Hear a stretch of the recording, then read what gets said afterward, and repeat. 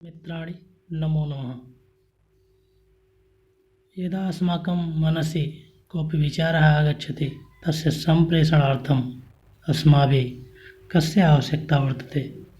अर्थात जब हमारे मन में कोई विचार उत्पन्न होता है तो उसे सम्मुख स्थित व्यक्ति के हृदय तक पहुंचाने के लिए हमें किस माध्यम की आवश्यकता होती है,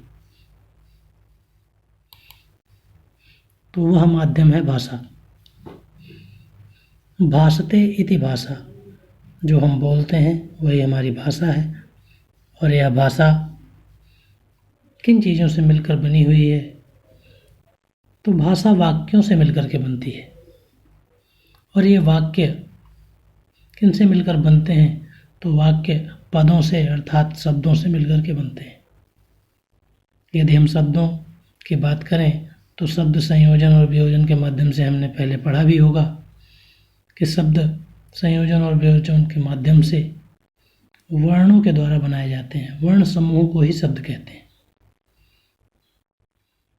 वर्ण को अक्षर भी कहा जाता है। तो मित्रों, अद्य वयम वर्णमाला विषयकम अध्यायम पठामः। आज हम सभी वर्णमाला नामक अध्याय का अध्ययन करेंगे। वर्णानाम समूहः वर्णमाला, वर्णों के समूह को वर्णमाला कहते हैं। और वर्ण कितने प्रकार के होते हैं, तो स्वर और व्यंजन के भेद से वर्ण दो प्रकार के होते हैं। स्वराः, स्वयं राजन्ते इति स्वराः, अर्थात वे वर्ण जिन्हें उच्चारण के लिए किसी अन्य वर्ण की सहायता की आवश्यकता नहीं होती है, ऐसे वर्णों को स्वर वर्ण कहा जाता है। व्यंजनानि, व्यंजनते एभिः इति व्यंजनानि, अर्थात जो वर्ण स्वरों से व्यंजना करते हैं, अर्थात स्वरों से मिल करके अथवा इनकी सहायता से उच्चारित किए जाते हैं, उन्हें व्यंजन वर्ण कहा जाता है। स्वर कुल कितने हैं, तो कुल 13 स्वर हैं। संस्कृत वर्णमाला में 13 स्वर वर्ण हैं। अ आ, इ ई, उ ऊ, री री, ली, ए ओ ओ, इस प्रकार से कुल 13 स्वर वर्ण हैं। पुनश्च स्वर वर्णों के 3 भेद हैं, ह्रस्व स्वर, दीर्घ स्वर और प्लुत स्वर। और तीनों भेदों में मूलभूत अंतर क्या है, इसे हम आगे जानेंगे। सर्वप्रथम ह्रस्व स्वर, अ इ उ री ली। एक मात्राकालिकः स्वरः ह्रस्व स्वरः, अर्थात ह्रस्व स्वरों का उच्चारण केवल एक मात्रा के उच्चारण में लगने वाले समय में किया जा सकता है। दीर्घस्वराः द्विमात्राकालिकः दीर्घस्वराः भवन्ति, अर्थात जिन वर्णों के उच्चारण में 2 वर्णों के उच्चारण का समय लगे उन्हें दीर्घ स्वर कहते हैं। यथा आ, ई, उ, री, ए ओ औ। पुनश्च स्वर का तीसरा भेद है प्लुत स्वर। प्लुत स्वर का सामान्य प्रयोग वैदिक संस्कृत में होता है, लौकिक संस्कृत में इनका प्रयोग कम पाया जाता है। प्रत्येक स्वर वर्ण में जब उच्चारण 3 मात्रा के समय के समान होता है उस समय प्लुत स्वर कहलाता है। और हमें ओम शब्द में यह सामान्यतया देखने को मिलता है। कई स्थानों पर ओम में इस प्रकार से ओ 3 म इस प्रकार से लिखा होता है। आवली के माध्यम से देखते हैं स्वरों के तीनों भेद। ह्रस्व स्वर अ ई उ री ली, दीर्घ आ ई उ री, ए ओ औ। इसी प्रकार प्लुत स्वर आ ई उ री ली, ए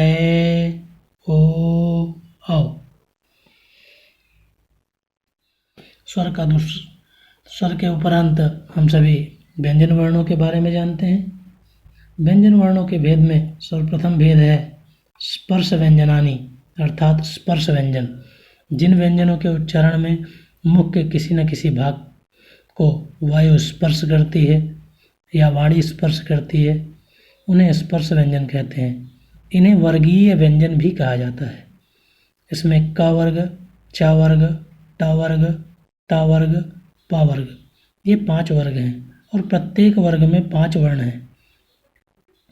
इनको सरलतापूर्वक याद करने के लिए प्रत्येक प्रथम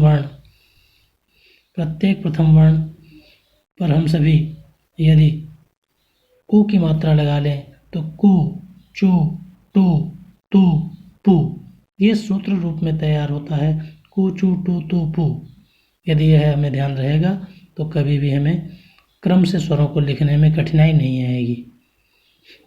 कु अर्थात क वर्ग, क, ख, ग, घ, ङ। चु च वर्ग, च, छ, ज, झ, ञ। टू ट वर्ग, ट, ठ, ड, ढ, ण। तू त वर्ग, त, थ, द, ध, न। पू प वर्ग, प, फ, ब, भ, म। इसी क्रम में व्यंजन के 3 और भेद हैं। अंतस्थ व्यंजनानी, जिन व्यंजनों का उच्चारण करते समय वायु अंतःकरण में विराजमान रहती है, य, र, ल, व। और ऊष्म व्यंजन, जिसमें ऊष्म वायु निकलती है, श, स, स, ह, अर्थात तालव्य सा, मूर्धन्य सा, दंत सा और ह। अयोगवाह वर्णों में अनुस्वार और विसर्ग को अयोगवाह की संज्ञा दी जाती है। इस प्रकार से कुल 13 स्वर हैं, 25 स्पर्श अथवा वर्गीय व्यंजन हैं, 4 अंतस्थ हैं, 4 ऊष्म हैं और 2 अयोगवाह।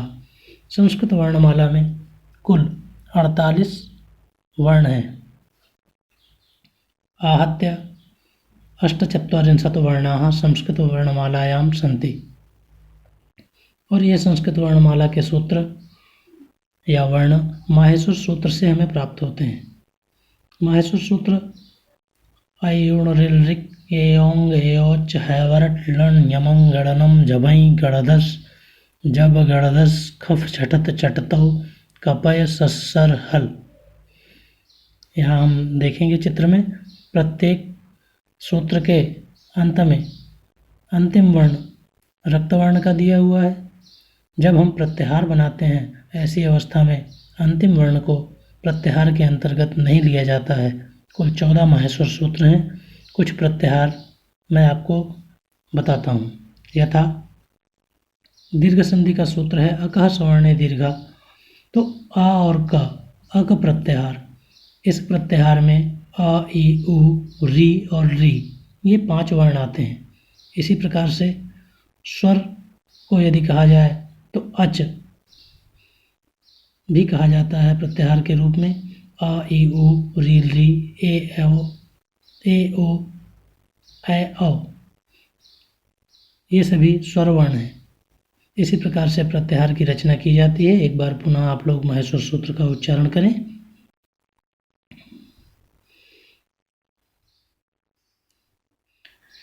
संस्कृत वर्णमाला विश्व की सर्वाधिक प्राचीन वर्णमाला है और सबसे वैज्ञानिक वर्णमाला है, क्योंकि प्रत्येक वर्ण का उच्चारण स्थान पूर्व निर्धारित है।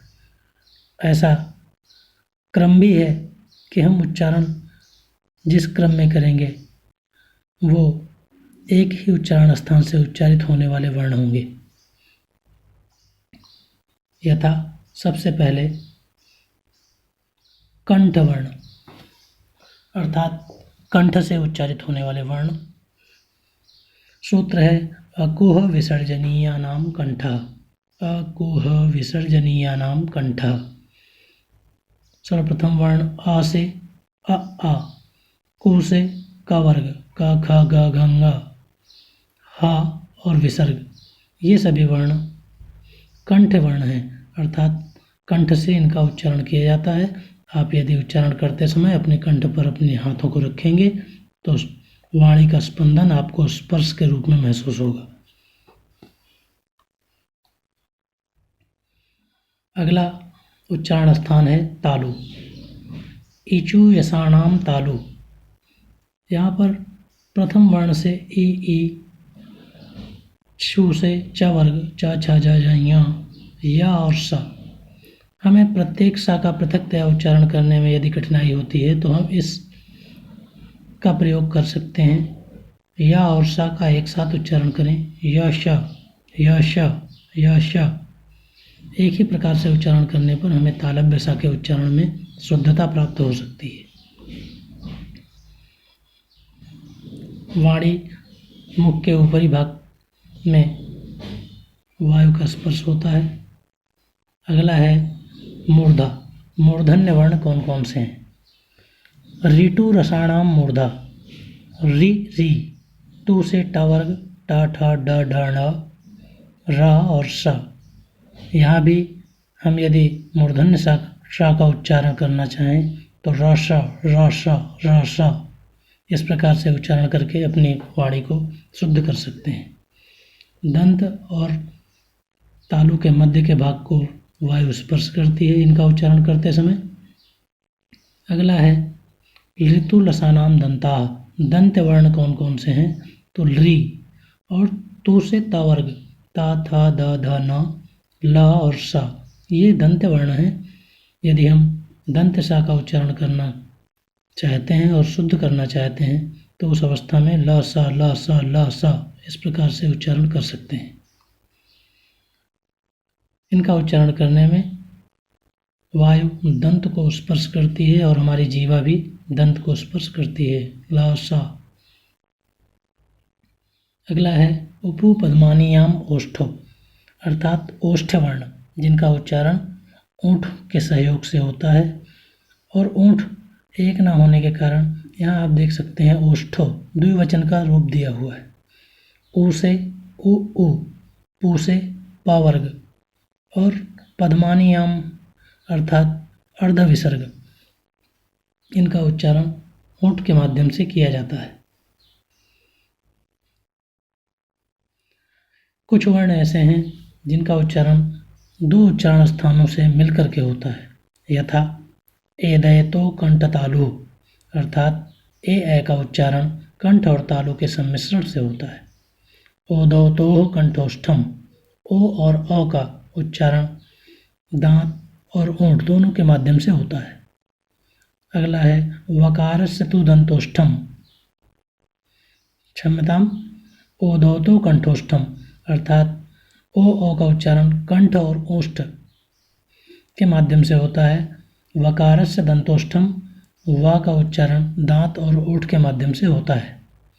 नासिका अनुसारस्य, अर्थात अंग का उच्चारण नासिका से होता है। साथ ही यम गणना नाम नासिका, अर्थात नासिक के वर्ण ञ, म, ङ, न, इनका उच्चारण नासिका से किया जाता है। इस प्रकार हम प्रत्येक उच्चारण स्थान को जान सकते हैं। नासिका, ओठ, दंत्य, तालव्य, मूर्धन्य, कंठ। पुनः माहेश्वर सूत्र एक बार बोलेंगे। ऐ उण ऋलृक एओंग एओच ऐवरट लन यमं गणनम झभई गणधस जब गणधस खफ छठत चटतव कपय सस्सर हल। कुछ वर्णों का उच्चारण करें। अश्वः, आम्रम, इक्षुः, ईश्वरः, उष्ट्रः, ऊर्णाः, ऋषिः, ऋणम, पितृणम, क्लिप्तम, क्लिप्तम, एडका, ऐरावतः, ओष्ठः, औषधम, अंशुकम, रामः, कमलम, खगः, गंगा, घटः इत्यादि वर्णों का उच्चारण आप कर सकते हैं।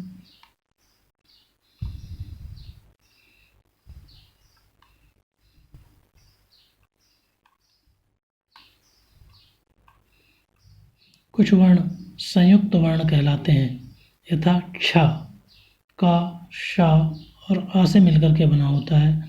इसी प्रकार त्र, ह्य, प्र, छ, द्य, ज्ञ, ध, स, ये सभी संयुक्त अक्षर हैं। इनका उच्चारण आप सभी करें। धन्यवादः। पुनर्मिलामः।